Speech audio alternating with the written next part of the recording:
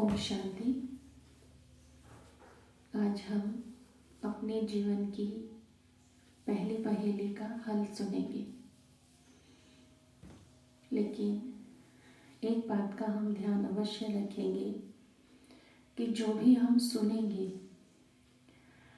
उसको रिवाइज करके अनुभव जरूर करें। कहा जाता है revision is mother of realisation.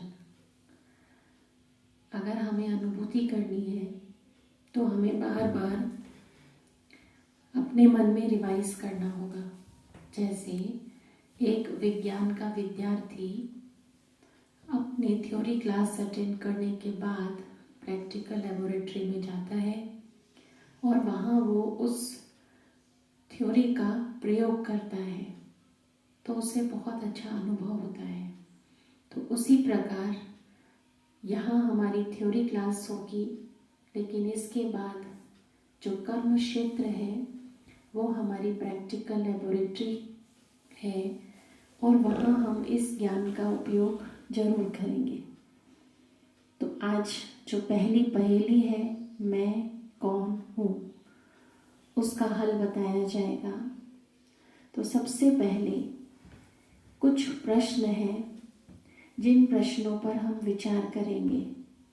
हम बहुत बार कुछ ऐसे वाक्य कह देते हैं लेकिन उन वाक्यों पर विचार नहीं करते हैं।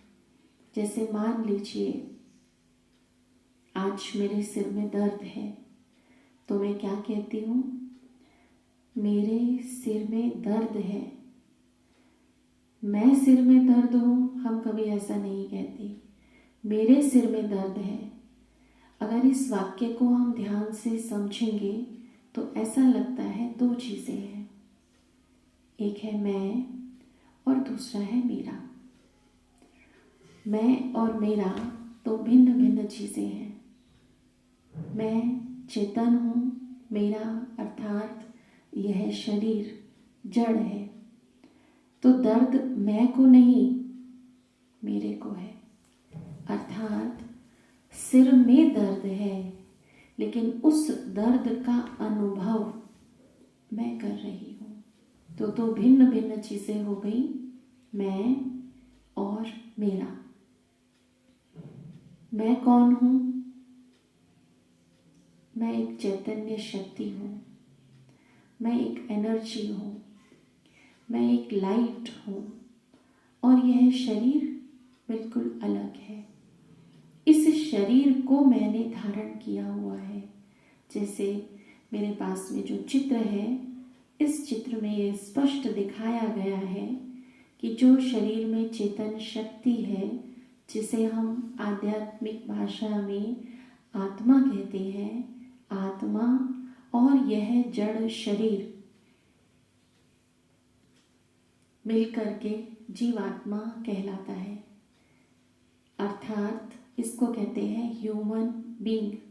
लेकिन इसमें से जो बीइंग पार्ट है अर्थात आत्मा है, वो अगर अलग हो जाए तो एक हड्डी मांस का ढांचा स्केलेटल रह जाता है।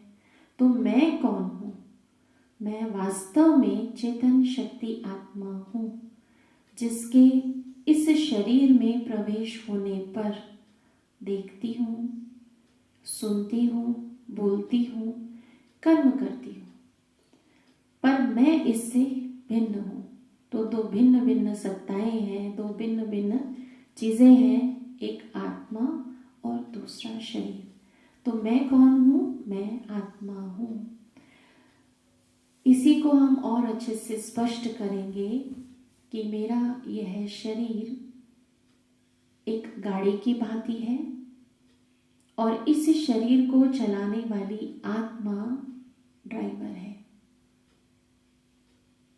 ड्राइवर गाड़ी का पूरा ध्यान रखता है, गाड़ी में पेट्रोल डालेगा, पानी डालेगा, ऑयलिंग करेगा, साफ रखेगा, लेकिन अपने आप को नहीं भूल जाता है। अपनी भी उसे स्मृति रहती है, अपना भी उसे भोजन करना है, आराम करना है, उसे फ्रेश होना है। अगर वो ड्राइवर अपने आप को भूल जाए तो क्या होगा? गाड़ी का ही उसने हर समय ध्यान रखा हुआ है तो कमज़ोर हो जाएगा। मान लो 3 दिन उसने भोजन नहीं किया और गाड़ी चला रहा है तो ऐसा ड्राइवर निश्चित रूप से एक्सीडेंट करेगा। तो वर्तमान समय हम सबकी स्थिति ऐसी ही हो चुकी है कि हम इस शरीर रूपी गाड़ी का तो पूरा ध्यान रखते हैं, लेकिन इस शरीर को चलाने वाली जो आत्मा ड्राइवर है उसका हम ध्यान नहीं रखते हैं, इसलिए वो कमज़ोर होने के कारण एक्सीडेंट करती है। हम एक परिवार में एक छत के नीचे रहते हैं, आपस में पति पत्नी के विचार नहीं मिलते, माता पिता के बच्चों के साथ आपस में भाई बहनों के विचार नहीं मिलते हैं। तो उनका कारण क्या है? जो क्लेश होता है उसका कारण है कि मेरी आत्मा की शक्ति बहुत कमज़ोर हो चुकी है। हमने शरीर पर तो पूरा ध्यान दिया, लेकिन अपनी आत्मा की उन्नति के लिए हमने कोई ध्यान नहीं दिया, इसलिए हमारे आपस में एक्सीडेंट्स होते हैं। यहाँ तक एक्सीडेंट केस बढ़ जाते हैं, कोई सुसाइड कर लेता है, कोई मर्डर कर देता है। तो इन सब का कारण क्या है? इन सब का कारण है मेरी आत्म शक्ति बहुत कमज़ोर हो चुकी है। तो हमें एक संतुलन रखना है। जिस प्रकार शरीर का ध्यान रखा जाता है उसी प्रकार से हम अपनी आत्मा का ध्यान भी रखें।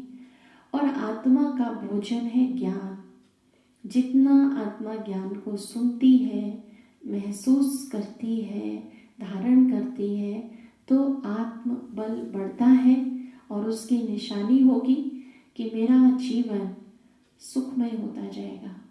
तो ये मैंने समझा कि शरीर एक गाड़ी की भांति है और इस शरीर रूपी गाड़ी को चलाने वाली आत्मा एक ड्राइवर है। वास्तव में मेरा जो ये शरीर है इसको हम ऐसे भी कह सकते हैं कि एक इंस्ट्रूमेंट है।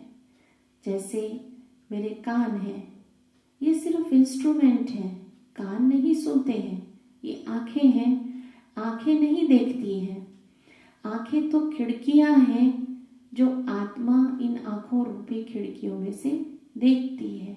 ये मेरे हाथ हैं, ये अपने आप कुछ नहीं करते हैं, लेकिन आत्मा इन हाथों के द्वारा कर्म कराती है।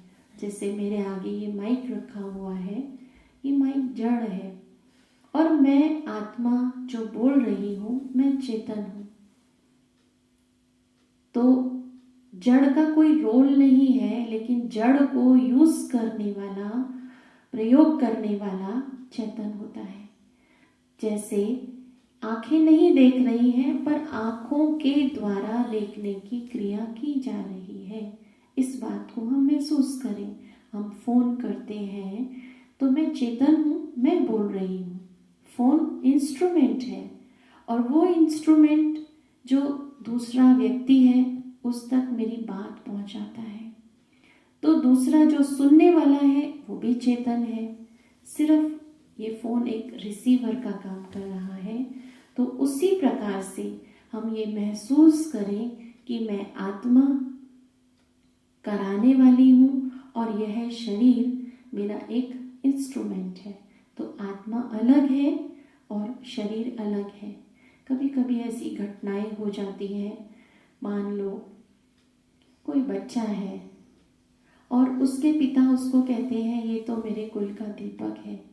उसकी माँ भी उसको बहुत प्यार करती है, मेरी आंखों का तारा है। और बहन बहुत प्यार से उसको राखी बांधती है, मेरा राजा भैया है। अचानक से वो बच्चा शरीर छोड़ देता है और अगर उसने बेड पर भी शरीर छोड़ा होगा उसको उठाकर नीचे रख देते हैं, जल्दी से जल्दी उसे ले जाएंगे। अभी तक तो कह रहे थे कि मेरे कुल का दीपक है, आँख का तारा है, और अभी उसको ले जाते हैं। तो इससे सिद्ध होता है हमारा नाता शरीर के साथ नहीं है, हमारा वास्तविक नाता आत्मा के साथ है। आत्मा चली गई तो ये 5 तत्वों का बना हुआ शरीर वापस 5 तत्वों में ही मिल जाता है। तो पहली बात हम ये महसूस करें मैं आत्मा हूँ और यह शरीर मेरा है। मैं आत्मा करावनहार हूँ और यह शरीर जड़ है। आत्मा इसके द्वारा करवाती है, ये शरीर करनहार है। तो मूल्य किसका है? आत्मा का है। जैसे एक खाली डिब्बी है, उसका मूल्य नहीं होता है, कभी इधर उधर पड़ी रहती है। लेकिन अगर उस खाली डिब्बी में कीमती हीरा रखा हुआ हो तो वो डिब्बी कितनी मूल्यवान होती है। तो उसी प्रकार से इस शरीर का मूल्य तब है जब इस शरीर में आत्मा रूपी हीरा है। तो मुझे ये महसूस करना है कि मैं वो आत्मा हीरा हूँ जिसके मूल्य से शरीर भी मूल्यवान हो जाता है। तो हमने पहली बात सुनी, मैं और मेरा, अर्थात आत्मा और शरीर दो भिन्न भिन्न चीजें हैं। दूसरी बात हम सुनेंगे कि शरीर में आत्मा कहाँ रहती है। जब कभी ये प्रश्न पूछा जाता है तो बहुत सारे लोग कह देते हैं कि आत्मा तो हमारे हृदय में वास करती है, आत्मा तो हमारे दिल में रहती है। लेकिन आजकल मेडिकल साइंस इतनी एडवांस हो चुकी है कि लोगों के दिल भी बदल गए हैं। असली वाला दिल जो खराब हो चुका था उसे निकाल करके प्लास्टिक का दिल डाल दिया। तो इससे सिद्ध हुआ कि आत्मा तो दिल में नहीं रहती है। तो आत्मा का निवास स्थान कहाँ है? तो आत्मा का निवास स्थान इस शरीर में मस्तक के बीच में भ्रुकुटी में है, जो चित्र में दिखाया गया है कि आत्मा मस्तक के बीच में भ्रुकुटी में वास करती है। इसीलिए ग्रंथ साहब के शब्द आते हैं, भ्रुकुटी में चमकता अजब सितारा, साहेब नु लगदा प्यारा। तो आत्मा जो सितारा है वो भ्रुकुटी में चमकती है और परमात्मा को वो अति प्रिय है। दूसरा, हम तिलक जो लगाते हैं वो भी भ्रुकुटी में ही लगाते हैं। माताएं जो बिंदी लगाती हैं उसका स्थान भी भ्रुकुटी में है। तो आत्मा भ्रुकुटी के बीच रहती है, ये उसको सिद्ध करने के लिए निशान दिया जाता है। और तीसरी बात, आत्मा जो भ्रुकुटी में रहती है, जैसे ड्राइवर गाड़ी में कहाँ बैठेगा? वहां बैठेगा जहां से वो पूरी गाड़ी को कंट्रोल कर सके। उसका स्टीयरिंग, उसके गियर, क्लच आदि सब उसके हाथ में हो। तो उसी प्रकार से आत्मा शरीर में हमारा जो ये ऊपर का हिस्सा है जो बहुत जरूरी है, जिसमें हमारा मस्तिष्क और मुख्य इंद्रियां हैं, तो इन सब के बीच में आत्मा भ्रुकुटी में बैठती है ताकि वो पूरे शरीर का ठीक प्रकार से नियंत्रण कर सके। तो आत्मा का निवास स्थान हमारे शरीर में भ्रुकुटी के मध्य है, दोनों भावों के बीच में है। उसके बाद जो हमारी आत्मा है उसका स्वरूप क्या है? क्योंकि जब हम मेडिटेशन करेंगे तो उसके लिए जानना बहुत जरूरी है कि हमारे शरीर में जो आत्मा है वो दिखाई कैसे देती है। वैसे तो हम उसको इन आँखों के द्वारा नहीं देख सकते हैं, लेकिन हमारे कई विद्वानों ने बताया कि आत्मा इतनी सूक्ष्म है, जैसे सिर का एक बाल लीजिए और उसके 100 हिस्से कीजिए, जो उसका 100वां हिस्सा है उसके भी 100 हिस्से कीजिए उस एक हिस्से के बराबर, अर्थात एक बाल का 10,000वां हिस्सा जो अदृश्य होगा, इन आंखों से दिखाई नहीं देगा। तो इतनी सूक्ष्म आत्मा है। कोई लोग कहते हैं कि आत्मा सुई की नोक से भी बहुत छोटी है। कोई लोग उसकी जुगनू के समान भी तुलना करते हैं। जैसे अंधकार में जुगनू चमकता है, तो ऐसे ही आत्मा भी एक चमकते हुए सितारे के समान है। जो कोई कोई बहुत डीप मेडिटेशन करते हैं तो उन्हें आत्मा एक सूक्ष्म सितारे की भांति महसूस हुई है। तो आत्मा एक सितारे के समान है जो हमारी भ्रुकुटी में वास करती है। और उसके अलावा ये भी जानना बहुत जरूरी है कि जब मैं आत्मा हूँ तो मुझ आत्मा के मूल गुण कौन कौन से हैं। जैसे हर वस्तु का मूल स्वभाव जानते हैं, पानी है। साधारण तापमान पर पानी ठंडा रहता है। पानी का मूल गुण है शीतलता। अग्नि का मूल गुण है गर्मी। जहां आग की भट्टी जल रही होगी तो वहां आसपास भी हमें गर्मी का आभास होगा। तो उसी प्रकार से जब हम ये महसूस कर रहे हैं कि मैं एक आत्मा हूँ और मैं आत्मा एक चमकता हुआ सितारा हूँ जो इस शरीर में भ्रिकुटी के मध्य रहता हूँ, तो मुझ आत्मा के मूल गुण कौन कौन से हैं? तो मुझ आत्मा के 7 मूल गुण हैं और वो हमें तभी अनुभव होंगे जब हम अपने आप को आत्म स्वरूप में टिकाएंगे। तो आत्मा का पहला मूल गुण है कि आत्मा ज्ञान स्वरूप है।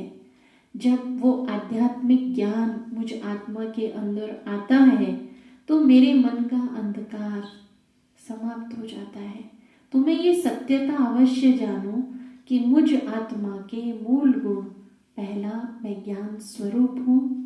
दूसरा, जब आध्यात्मिक ज्ञान आत्मा में आता है उससे आती है जीवन में पवित्रता। दूसरा ये मुख्य गुण, मूल गुण है आत्मा का कि मैं पवित्र स्वरूप आत्मा हूँ। तीसरा मूल गुण है शांति, क्योंकि निश्चित है जहाँ पवित्रता होगी वहाँ शांति अवश्य आएगी। इस चीज़ का अनुभव हम सबने किया है कि जब कभी हमारा घर गंदा हो, सामान अस्त व्यस्त पड़ा हुआ हो और हम अपने घर की सफाई कर दें, सब सामान व्यवस्थित रख दें, चाहे थोड़ी देर के लिए सही, तो हमें शांति के प्रकंपन महसूस होते हैं। तो इसका मतलब हमारी जितनी अपने स्वरूप, मूल स्वरूप, पवित्र स्वरूप में मैं आत्मा रहूंगी, मुझे शांति का अनुभव अवश्य होगा। तो तीसरा गुण है मैं शांत स्वरूप हूँ। जहाँ शांति होगी वहाँ क्या होगा? परिवार के सभी सदस्य शांत हैं, वहाँ होगा उनका आपसी प्यार। आत्मा का ये चौथा मूल गुण है कि आत्मा प्रेम स्वरूप है। कोई हमसे घृणा करे, नफरत करे, हमें अच्छा नहीं लगता है। तो क्यों अच्छा नहीं लगता है? क्योंकि ये हमारे मूल गुण नहीं है। मेरा मूल गुण है प्रेम। जहाँ प्रेम होगा, शांति होगी, पवित्रता होगी, वहाँ पर सुख अवश्य होगा। वहाँ मुझे आत्मिक सुख की प्राप्ति होगी। आत्मा का पांचवा गुण है आत्मा सुख स्वरूप है। और जहाँ हम इन 5 गुणों के स्वरूप में टिक जाएं, अनुभूति करें, वहाँ हमें सच्चे आनंद की प्राप्ति होती है। आत्मा का छठा गुण है आत्मा आनंद स्वरूप है। आत्मा का 7वां गुण है आत्मा शक्ति स्वरूप है। तो जब मैं अपने आत्मिक स्वरूप में टिकी हुई हूँ तो ये सारे गुण मुझे महसूस होंगे। और जैसे उदाहरण अगर हम लें, आपने देखा होगा एक वाइट प्रिज्म होता है जिसमें से एक वाइट लाइट को क्रॉस किया जाए तो दूसरी तरफ 7 रंग दिखाई देते हैं। तो उसी प्रकार से आत्मा है ज्योति स्वरूप, लाइट। जब वो अपने वास्तविक स्वरूप में स्थित होगी तो उसे इन 7 गुणों का अनुभव होता है। तो हमने सुने आत्मा के 7 गुण, लेकिन होता क्या है कि हम देहाभिमान में आ जाते हैं तो हमारे ये गुण मर्ज हो जाते हैं। जैसे पानी को अगर हम आग के ऊपर रखें तो आग के संपर्क में आने के कारण पानी गर्म हो जाता है, खौलने लगता है। लेकिन जैसे उससे आग का संपर्क हटा दें तो धीरे धीरे पानी अपने वास्तविक रूप में नॉर्मल टेम्परेचर पर अर्थात ठंडा हो जाएगा। तो वो अपने मूल स्वरूप में रहना ज़्यादा पसंद करता है। उसी प्रकार से जब मैं आत्मा हूँ तो मेरे ये मूल गुण अपने आप प्रकट होंगे और वाइब्रेशंस की तरह चारों तरफ फैलेंगे। तो ये हमने अभी तक जो बातें सुनी है आत्मा की, कि मैं और मेरा दोनों अलग अलग हैं, अर्थात आत्मा और शरीर दोनों भिन्न हैं, लेकिन आत्मा और शरीर का आपस में बहुत गहरा संबंध भी है, जैसे एक गाड़ी और ड्राइवर का संबंध होता है। तीसरी मुख्य बात हमने सुनी कि हमारे शरीर में आत्मा भ्रुकुटी के बीच में ही क्यों रहती है। और चौथी बात, आत्मा का स्वरूप बिंदी स्वरूप है। और पांचवी बात हमने सुनी कि आत्मा के मूल गुण कौन कौन से हैं। अब एक सबसे मुख्य बात कि आत्मा की 3 शक्तियां कौन सी हैं, अर्थात हैं तो हम सभी आत्माएं, मैं भी आत्मा हूं और आप सभी भी आत्माएं हैं, फिर हम सब आत्माएं एक जैसी क्यों नहीं हैं। आज हम इस बात पर भी ध्यान देंगे कि हम आत्माएं अलग अलग अर्थात भिन्न भिन्न क्यों हैं। तो उसका कारण है कि आत्मा की हम फैकल्टी को समझेंगे, अर्थात आत्मा की 3 शक्तियां हैं जो चित्र में दिखाई गई है। पहला मन, दूसरा बुद्धि और तीसरा संस्कार। तो ये आत्मा की 3 मुख्य शक्तियां हैं, मन, बुद्धि और संस्कार। मन विचार करने का कार्य करता है, बुद्धि निर्णय करती है और संस्कार किसे कहते हैं, बुद्धि के द्वारा जो निर्णय लिया गया है, जब वो कर्म हम बार बार करते हैं उसे कहते हैं संस्कार अर्थात पर्सनैलिटी। अब हम देखें कि इस संसार में भिन्न भिन्न प्रकार की आत्माएं हैं। कोई तो महान आत्माएं कहलाती हैं, कोई देवात्माएं कहलाती हैं, कोई साधारण आत्माएं कहलाती हैं और कोई पापात्माएं भी कहलाती हैं। तो ये आत्माओं की जो कैटेगरी हुई है वो कैसे हुई, वो हुई संस्कारों के कारण से।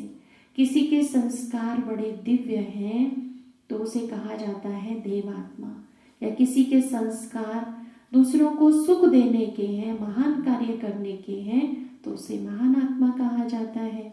कोई अपने संस्कारों से आदतों से अनेकों को परेशान करता है, दुखी करता है, तो उसे पाप आत्मा कहा जाता है। लेकिन हम सभी किस कैटेगरी में आते हैं, हम सभी हैं साधारण आत्माएं और हमारा लक्ष्य है कि हम महान आत्मा और देवात्मा बने। तो उसके लिए इस आत्मा की शक्तियों को समझना जरूरी है। तो जैसे पहले बताया कि हम जो कर्म करते हैं, हमारे कर्म का आधार है मन। मन जैसा सोचेगा हम वैसा ही कर्म करते हैं। तो क्यों ना हम सबसे पहले अपने मन का परिवर्तन करें। और मन को बदलना बहुत आसान है। कई लोग सोचते हैं कि मन तो चंचल है, बेलगाम घोड़े की तरह भागता रहता है, तो मन को बदलना, मन को कंट्रोल करना बहुत मुश्किल है। लेकिन परमात्मा ने हमें बताया कि मन को बदलना बहुत आसान है। मन एक छोटे बच्चे की भांति है। जैसे छोटा बच्चा एक चाकू से खेल रहा है और हमें पता है कि ये चाकू से खेलेगा तो अपना हाथ काट लेगा, तो हम उसके हाथ से चाकू छीनते नहीं हैं, तब भी उसका हाथ कटेगा। उसको कोई खिलौना दे दे तो जो वो बच्चा है वो खिलौने से खेलेगा, चाकू अपने आप छोड़ देगा। उसी प्रकार से मन क्या है, मन है आत्मा की विचार शक्ति। आत्मा जो सोचती है उसे हम मन कहते हैं। एक और एग्जाम्पल अगर हम ले लें, जैसे एक व्यक्ति है, जब वो कोर्ट में जाता है और मुख्य सीट पर बैठता है, वहां पर वो जज कहलाता है, फैसले देता है। वही व्यक्ति जब घर में है अपने बच्चों के साथ तो पिता कहलाता है। वही व्यक्ति जब खेल रहा है तो वो एक खिलाड़ी कहलाता है। तो है एक ही व्यक्ति, लेकिन उसके अलग अलग समय के कार्य अलग अलग हैं। उसी प्रकार से हूं मैं आत्मा, लेकिन जब मैं आत्मा विचार करती हूं तो उसको मन कहा जाता है। तो मन को हम बदले कैसे, हमें मन को दबाना नहीं चाहिए, मन का दमन नहीं करना चाहिए, क्योंकि मन तो ऐसा है, अगर हम पानी को रोके तो क्या होगा, नदी है, नदी बहती है, और अगर उस बहती हुई नदी को हम रोक दें तो चारों तरफ वो पानी फैल जाएगा और बहुत नुकसान होगा। तो हम क्या करते हैं, उस नदी पर बांध बनाते हैं। और आज हमको मालूम है कि उन बांध के कितने फायदे होते हैं। हम उस पानी से, उस वाटर एनर्जी से बिजली प्राप्त करते हैं।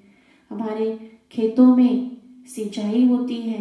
पानी के अनेक फायदे हम ले सकते हैं। बड़ा वाटर रिजर्वायर तैयार हो जाता है। तो एक जल शक्ति को जब मनुष्य ने उसका उपयोग किया तो उसने कितना कमाल किया। तो उसी प्रकार से जो हमारा मन है, अगर हम इस मन को साध लें, हम इस मन को सुमन बना दें, तो हमारा जीवन बहुत सुंदर हो जाएगा। तो हम मन का दमन ना करें, हम मन को सुमन बनाएं, हम मन को अमन बनाएं। उसके लिए हम सिर्फ अपने विचारों की गति का परिवर्तन कर दें। जो मेरे नकारात्मक विचार हैं या जो मेरे व्यर्थ विचार हैं, उनको मैं सकारात्मक विचारों में परिवर्तन कर दूं, तो मेरा मन सुमन बन जाएगा। तो मन को बदलना बहुत आसान है। दूसरा हम लेंगे संस्कार। जो संस्कार है, इन संस्कारों को कैसे बदलें, ये तो बहुत मुश्किल काम है। क्योंकि कहा जाता है एक धागे को तोड़ना बहुत आसान है, लेकिन अगर उस धागे का रस्सा बन जाए तो उस रस्से को तोड़ना कितना मुश्किल हो जाता है। उसी प्रकार से इन संस्कारों को भी बदलना है बहुत मुश्किल। लेकिन अगर हम पुरुषार्थ करें, अभ्यास करें, थोड़ा अटेंशन दें, तो हम अपने संस्कारों को भी बदल सकते हैं। तो संस्कारों को बदलने के लिए हमें ये समझना होगा कि हमारे संस्कार बनते कैसे हैं, आदत कैसे पड़ती है। जैसे कभी कभी किसी को देखते हैं हम, किसी को स्मोक करने की आदत होती है, किसी को ड्रिंक करने की आदत होती है, या क्रोध करने की आदत होती है, या झूठ बोलने की, बहुत सारी आदतें हम मनुष्यों को पड़ी हुई हैं। और आज हम ये कहेंगे कि ये आदतें कैसी हो चुकी हैं। एक और उदाहरण लें कि वो दृश्य अपने सामने ले आए जब हम अपनी आदतों के गुलाम होते हैं कि एक बड़ा सा ऊंट, और उसकी रस्सी कौन ले जा रहा है, एक छोटा सा चूहा, और ऊंट उसके पीछे पीछे चलता जा रहा है। जहाँ चूहा जा रहा है वहाँ उसके पीछे ऊंट चलता जा रहा है। तो वो चूहा कहाँ जा रहा है, चूहा जा रहा है अपने बिल में। तो वो बिल में जा रहा है तो ऊंट को ये समझ ही नहीं है कि मैं कहाँ जा रहा हूँ। तो उसी प्रकार से आज मनुष्य अपने संस्कारों के इतने प्रभाव में है कि वो ये निर्णय नहीं कर पा रहा कि मुझे ये संस्कार कहाँ ले जाएंगे। अब इन संस्कारों को हम बदलें कैसे, उसके लिए थोड़ा सा हम और गहराई में जाएंगे। जैसे एक हमारे जीवन का अनुभव है। एक बार हम एक एजुकेशन डायरेक्टर के पास गए थे और हमने पहली बार जीवन में देखा कि सिगार कैसी होती है। तो इतने अच्छे प्रोफेशन में जरूर पहले वो शिक्षक रहे होंगे, प्रोफेसर बने होंगे, उसके बाद में वो उस पद पर पहुंचे होंगे। इतना बड़ा व्यक्ति और सिगार पी रहा था। तो जो भाई हमको लेकर वहाँ गए तो हमने पूछा, क्योंकि हम गए थे रक्षाबंधन के उपलक्ष्य में, उन्हें हमें राखी बांधनी थी हमें उनको। तो उस भाई ने उनकी हिस्ट्री बताई कि देखो कैसे आदत पड़ती है। तो पहले वो जब लास्ट पीएचडी कर रहे थे उस समय उनके गाइड थे जो, तो उनकी पीएचडी कंप्लीट हो गई। तो उनके गाइड ने उनको कहा कि देखो आज हम दोनों बिल्कुल बराबर हो गए हैं, जितना ज्ञान मेरे पास था उतना ही ज्ञान मैंने आज तुमको दे दिया है, बस अब हम दोनों में एक अंतर रह गया। तो हर एक शिष्य को ये आता है ना कि जो मेरा गुरु कह रहा है तो आज मैं अपने गुरु की इच्छा पूरी कर दूं। तो उन्होंने अपनी इच्छा व्यक्त की। तो उन्होंने कहा ठीक है, आपके और मेरे बीच में सिर्फ एक दूरी है, वो है कि मैं स्मोक करता हूँ, मैं सिगरेट पीता हूँ और तुम नहीं पीते हो। आज इस दूरी को भी समाप्त कर दो। तो वो व्यक्ति इतना ज़्यादा इमोशनली अटैच थे कि उन्होंने उनकी बात को स्वीकार कर लिया। उनकी बुद्धि ने निर्णय दे दिया कि जो गुरु कह रहे हैं वो सही है और तुम पी लो। तो उन्होंने शुरुआत तो की थी सिगरेट से, और सिगरेट पीते पीते वो आ चुके थे सिगार पर। तो उसके बाद जब हमने उनको राखी का धागा बांधा तो उनसे प्रॉमिस भी करवाया और उन्होंने पूरा कहा कि मैं पूरी कोशिश करूँगा कि मैं अपने जीवन से इस बुरी आदत को छोड़ दूँ। तो कहने का भाव ये कि जो हमारी कोई भी ऐसी आदत बनी हुई है तो हम उस पर विचार करें कि उस आदत को हमें तोड़ना कैसे है, क्योंकि एकदम हम करेंगे तो संभव नहीं है। उसके लिए हमें थोड़ा सा विचार करना पड़ेगा पहले। जैसे कोई को बहुत ज़्यादा ड्रिंक करने की आदत होती है, उसको शाम को 7 बजते हैं और हुड़क लगती है कि बस मुझे पीना है, अभी मुझे यहाँ से उठना है, अपने दोस्तों के पास जाना है। लेकिन जब उसकी बुद्धि ने स्वीकार कर लिया ये जहर है, इससे मेरे शरीर की बहुत क्षति हुई है, इससे मेरे संबंधों का बहुत नुकसान हुआ है, इससे मेरी समाज में जो एक सम्मान की स्थिति थी वो मैं नीचे आ चुका हूँ।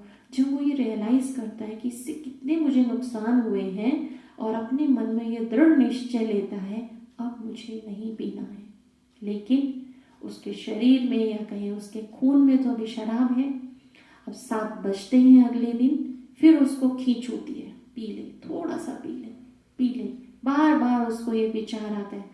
पर उस समय अगर थोड़ी देर के लिए अपने मन को वो वहाँ से हटा दे और किसी दूसरे कार्य में व्यस्त हो जाए तो हम समझते हैं कि जो उसके अंदर इतना तीव्र वेग उठ रहा था वो वेग कम हो जाएगा। सिर्फ थोड़ा सा वो टाइम पास करना है, फिर अगले दिन दोबारा वही स्थिति बनेगी, पर जो उसकी इंटेंसिटी होगी वो पिछले दिन से थोड़ी कम होगी। फिर उसको मन में विचार आएगा पी ले, थोड़ी सी पी ले। फिर अगर उसने अपने उस समय को कहीं और अच्छी जगह यूटिलाइज किया, फिर उसका वो वेग धीरे करके कम हो जाएगा। फिर तीसरे दिन जो विचार आएगा थोड़ा हल्का होगा, चौथे दिन जो विचार आएगा हल्का होगा और धीरे धीरे उसका वो संस्कार बदल जाएगा। तो ऐसे हम अपने पुराने संस्कारों को विचार करके, अटेंशन दे करके, और सबसे मुख्य बात कि दोबारा एक्शन में नहीं आना है।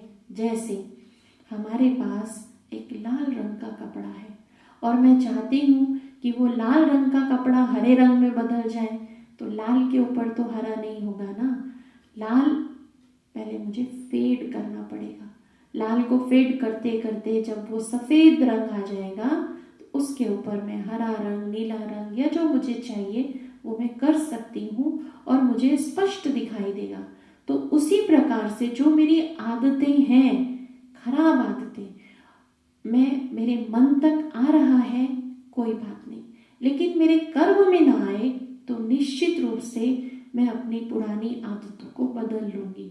तो ये थे हमारे संस्कार, और इन्हीं संस्कारों के कारण हमें महान आत्मा, पापात्मा या साधारण आत्मा कहा जाता है। अब इससे भी मुख्य बात है, जो आत्मा की तीसरी मुख्य शक्ति है वो है बुद्धि। बुद्धि का स्थान आप देख रहे हैं, बीच में दिखाया गया है और उसमें दिखाया है तराजू। अर्थात बुद्धि अगर हमारी शक्तिशाली है तो हम न तो मन के गुलाम होंगे, न हम अपने संस्कारों के अधीन होंगे। क्योंकि सबसे पहले जब मन विचार करता है, जब तक बुद्धि ओके नहीं कहेगी, छुट्टी नहीं देगी कर्म करने की, तो हम कर नहीं सकते। इसी प्रकार से जो संस्कार हैं वो संस्कारों को भी जब तक बुद्धि करने के लिए नहीं कहेगी तब तक नहीं। तो इसलिए हम कहते हैं कि बुद्धि है जज की सीट पर, मन और संस्कार ये दो हैं मंत्री। यहाँ हम कहेंगे कि बुद्धि है माँ और मन और संस्कार ये है उसके 2 बच्चे। तो अब हमने ये समझा कि किस प्रकार से मन, बुद्धि और संस्कार ये आत्मा की 3 शक्तियां हैं और ये कार्य करती हैं। तो हमें क्या करना है? अपने मन को सुमन बनाना है, अपनी बुद्धि को शक्तिशाली बनाना है और अपने संस्कारों को श्रेष्ठ बनाना है। तो आज हमने सुना कि मैं कौन हूँ और अपने स्वरूप के बारे में। तो जो हमने आज मुख्य बातें सुनी हैं, इन बातों पर हम चिंतन जरूर करें। या कुछ प्रश्न हैं, अगर आप वो प्रश्न लिख लें तो आपके लिए भी बहुत सहज होगा। सबसे पहला प्रश्न है मैं और मेरा, इन दोनों में क्या अंतर है और इन दोनों में क्या संबंध है। अर्थात पहला प्रश्न, आत्मा और शरीर दोनों में क्या अंतर है, आत्मा और शरीर दोनों में क्या संबंध है। दूसरा प्रश्न, आत्मा कैसी दिखाई देती है। इसको आप सिद्ध करके बताएंगे कि आत्मा कैसी दिखाई देती है। इसमें भी 2-3 पॉइंट्स लिखेंगे। तीसरा प्रश्न है कि आत्मा शरीर में कहाँ रहती है। चौथा प्रश्न है आत्मा के मूल गुण कौन कौन से हैं। पांचवा प्रश्न है आत्मा की 3 शक्तियां कौन सी हैं और तीनों के कार्य क्या क्या हैं। तो ये तो हमने आत्मा के बारे में सुना। अभी हम थोड़ी देर अपने आत्मा का अनुभव जरूर करेंगे, मेडिटेशन करेंगे। उसका भी हम अभ्यास करना आज से ही सीखेंगे। तो एक बात और मैं बता दूं आपको कि आज रात जब हम सोएं, अपने बेड पर जाएं, तो उसके लिए भी हमें कुछ अभ्यास करना है। वो क्या अभ्यास है कि जैसे एक अच्छा ड्राइवर गाड़ी को गैरेज में रखता है, कवर करता है और खुद अपने बिस्तर पर जाकर सोता है। अगर वो ड्राइवर गाड़ी की सीट में ही सो जाए तो जब सुबह उठेगा तो उसका सर बहुत दर्द कर रहा होगा, पूरा शरीर उसका अकड़ा हुआ होगा, फ्रेशनेस उसको फील नहीं होगी। तो उसी प्रकार से हम लोग भी क्या करते हैं, अपना सारा दिन बिता करके तुरंत बिस्तर पर जाकर सो जाते हैं। तो उससे जब हम सुबह उठते हैं तो हमें फ्रेशनेस फील नहीं होती है। तो हम क्या करेंगे, हम जब बिस्तर पर जाएंगे तो हम इस शरीर रूपी गाड़ी को इसके बिस्तर पर लिटा देंगे। लेकिन जो आत्मा ड्राइवर है उसको इस शरीर रूपी गाड़ी के अंदर नहीं लिटाएंगे, उसको हम यहाँ से दूर जो हमारा अपना असली घर है, जिसे हम परम धाम कहते हैं, वहाँ ले जाएंगे, वहाँ उसको रेस्ट कराएंगे। तो आत्मा को उसके गाड़ी में नहीं लिटाना, इससे डिटैच करना है, रियलाइज करना है कि मैं आत्मा इससे अलग हूँ। अभी कुछ क्षणों के लिए आप सब अपने शरीर को व्यवस्थित कर लें, एकाग्र कर लें और ये निश्चय करें मैं कौन हूँ। ये प्रश्न आप खुद अपने आप से पूछिए, मैं कौन हूँ। अंदर से खुद ही आवाज आएगी, मैं एक आत्मा हूँ, मैं शुद्ध आत्मा हूँ। फील कीजिए आप कि आत्मा इस शरीर में भ्रकुटी के मध्य है। मेरा ये शरीर एक महल है और इस शरीर रूपी महल में मैं आत्मा दीपक की भांति प्रकाशवान हूँ।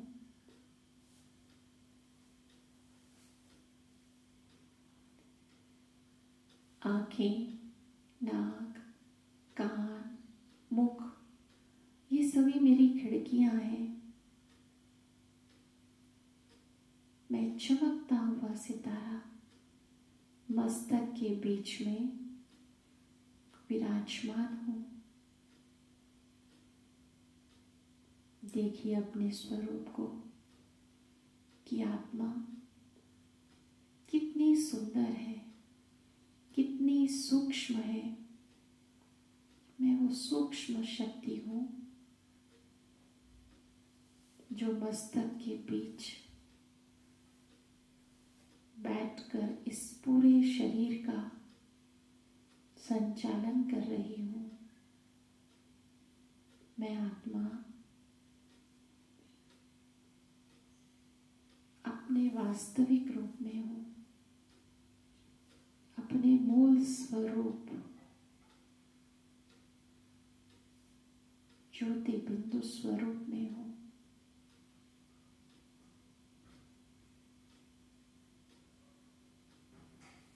मैं शांत स्वरूप आत्मा हूं।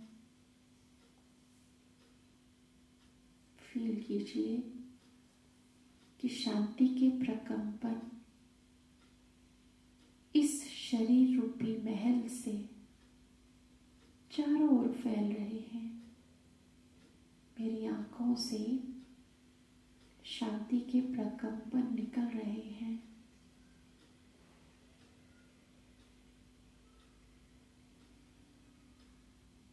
मैं पवित्र स्वरूप आत्मा हूं। पवित्रता के वाइब्रेशंस सभी अंगों से निकलकर फैल रहे हैं।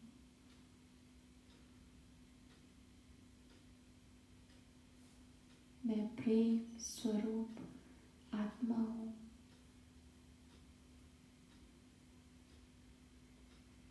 ये मेरा कितना मीठा गुण है।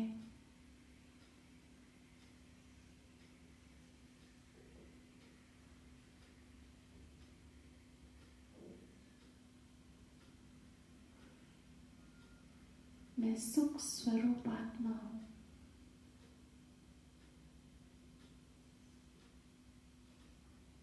मुझे महसूस हो रहा है मेरे सुख के वाइब्रेशंस चारों तरफ फैल रहे हैं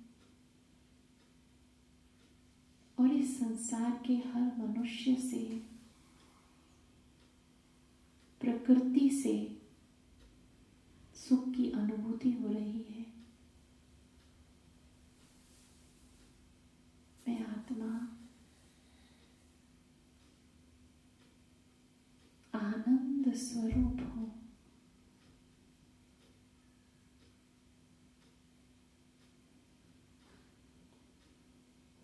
मैं शक्ति स्वरूप आत्मा हूं। आत्मविश्वास से भरी हुई।